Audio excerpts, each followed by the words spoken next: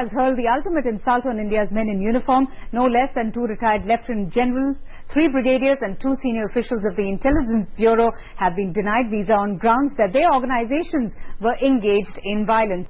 Recently, a British politician, Lord Nazir Ahmed, shared on Twitter a 9-year-old video in which Canada refused to issue visas to Indian Army officers, which went viral and was also retweeted more than 5,000 times. Now, India's media is trying hard to divert the attention by claiming that the video is 9-year-old, but matter of fact is that Canadian administration took very bold step at that time by mentioning that the Indian officers were in violation of human rights in Kashmir. India is doing this since 72 years, and now the violation of human rights and suppression of Kashmir of every right in touching the new heights of oppression. The whole world is witnessing the ground realities of Kashmir.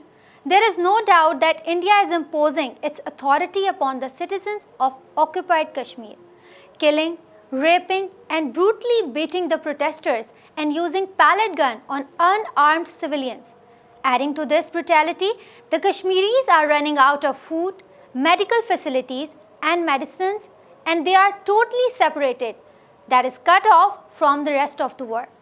India is violating the policy and laws framed by the world and the United Nations, but without noticing the gravity of the matter. Because of the so-called United Nations and the world players are involved in this dicey plan of India. These are playing lethal regional political game at the cost of millions of lives of Kashmir people. Canada took a brave stance in this regard 9 years ago. It is the time for United Nations and United Nations Security Council to make it as a law for the whole world. Also, world should do the same with the people of RSS and Indian officials. RSS should be banned. Humanity has no religion, caste, creed or color. As a human being, we all are one. The world should treat every country and community of the world in the same manners, so that every human and every community, no matter where they live, what religion they have, their basic right to exist should be protected by the world community. World forums and global masters should enforce this as world law, which will be a noble step to restore the faith on humanity.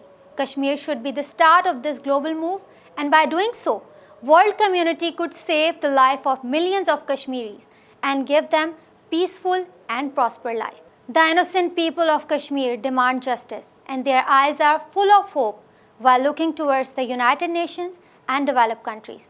Let us not crush the hopes of the people who are oppressed by the oppressors.